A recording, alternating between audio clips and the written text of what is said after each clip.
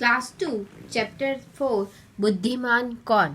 बच्चों, आप सबको दोस्त बनाना पसंद होगा और अपनी तारीफ सुनना भी पसंद होगा। जब आपके सामने आपकी मम्मी आपके दोस्त की तारीफ करती है तो आपको कैसा लगेगा?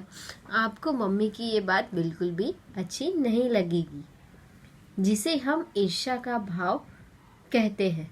तो यह पाठ हमें यही सीख देता है कि हमें किसी से भी ईर्ष्या का भाव नहीं रखना चाहिए। जो अच्छे विद्यार्थी होते हैं, जो अच्छे बच्चे होते हैं, वो हमेशा बुद्धिमान लोगों, होशियार लोगों, समझदार लोगों का आदर करते हैं।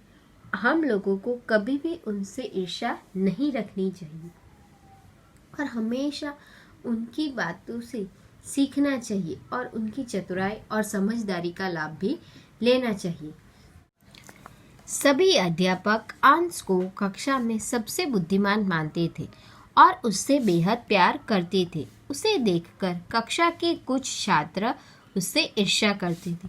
सभी अध्यापक, जो सभी टीचर थे, वो अंश को क्लास में सबसे ज़्यादा बुद्धिमान, समझदार मानते थे और उससे बहुत प्यार भी करते थे। इससे देखकर जो क्लास के कुछ बच्चे थे, कुछ छात्र थे, वो उससे ईर्ष्या करते थे, अंश से जलते थे।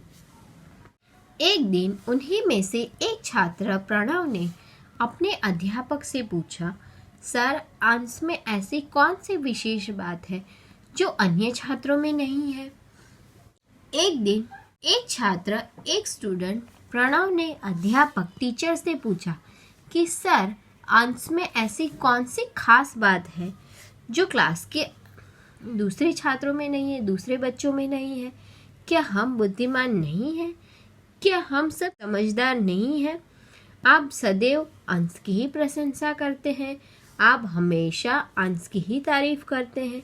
इसका मतलब कि अंश के अलावा बाकी छात्र मूर्ख है? जो अंश के सिवा बाकी जो छात्र हैं, जो बाकी सारे जो स्टूडेंट हैं, वो सभी क्या बेवकूफ़ है? यह सुनकर अध्यापक मुस्कुरा दिए। यह सुनकर प्रणव की ये बात सुनकर जो टीचर थे, वो हंसने लगे। कुछ सोचकर उन्होंने श्याम पट पर एक लकीर खींच दी। फिर सभी छात्रों से बोले, जो इस लकीर को बिना कहीं से काटे या मिटाए छोटा कर दे, वही सबसे बुद्धिमान होगा।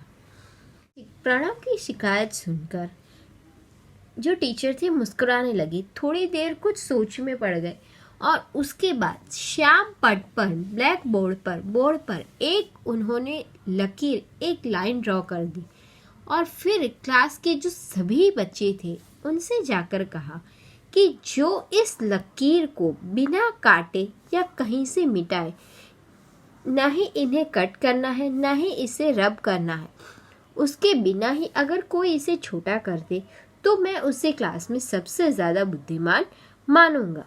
सभी छात्र एक दूसरे का मुंह देखने लगे और चुपचाप बैठे रहे। अध्यापक ने सभी छात्रों से कई बार कहा, लेकिन किसी को भी कुछ सूझ नहीं रहा था।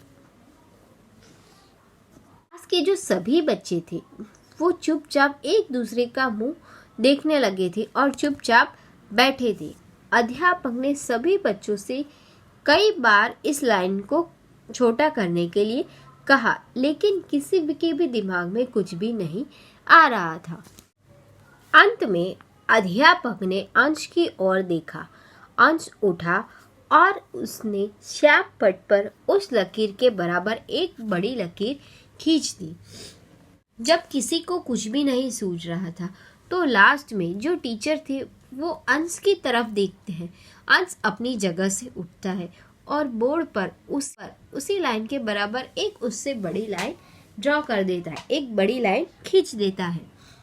अध्यापक ने छात्रों से कहा, देखा, अब पहली लकीर बिना कहीं से काटे या मिटाए छोटी हो गई ना? टीचर कहते हैं, देखा बच्चों, आप सबने कि पहली लाइन को बिना कहीं से काटे और मिटाए अंश ने छोटा कर दिया। अध्यापक अंश की सूझबूझ और बुद्धिमानी की प्रशंसा करने लगे और जो टीचर थे, जो अंश की समझदारी और चतुराई की तारीफ करने लगे। यह देखकर प्रणव लज्जित हो गया। वह अंश के पास गया और बोला, मित्र, मुझे क्षमा कर दो। मुझे तुम्हारे लिए ईर्ष्या का भाव नहीं रखना चाहिए था। अंश की समझदारी देखकर प्रणव शर्मिंदा हो जाता है, उसे शर्म आ जाती है। वो अंश के पास जाता है और बोलता है, मित्र, मुझे क्षमा कर दो, मुझे माफ कर दो। मुझे तुमसे जलना नहीं चाहिए था। अंश बोला, कोई बात नहीं, तुमने अपनी गलती मान ली, बस बात खत्म। हम अब से पक्के मित्र हैं। उस दिन के बाद प्रणव ने अध्यापक से अंश की कभी शिकायत नहीं की। अंश प्रणव से कहता है कि कोई बात नहीं है, तुमने अपनी गलती मान ली तो बात खत्म। तुम्हें अपनी गलती समझ में आ गई तो यहीं पे बात को खत्म करो। अब से हम पक्के दोस्त बन जाते हैं। और उस दिन के बाद से प्रणव ने अंश की कभी शिकायत नहीं की। तो बच्चों, आप समझ गए होंगे कि बुद्धिमान व्यक्ति की सर्वत्र प्रशंसा होती है, कि जो बुद्धिमान लोग होते हैं, जो समझदार लोग होते हैं, उनकी सब जगह पे तारीफ ही होती है। तो हमने इस चैप्टर से क्या सीखा कि कभी किसी की चुगली या शिकायत नहीं करनी चाहिए, हमेशा अपनी गलती को मानना चाहिए। जो बुद्धिमान लोग होते हैं, जो समझदार लोग होते हैं, उनकी हमेशा प्रशंसा और उनका आदर भी करना चाहिए।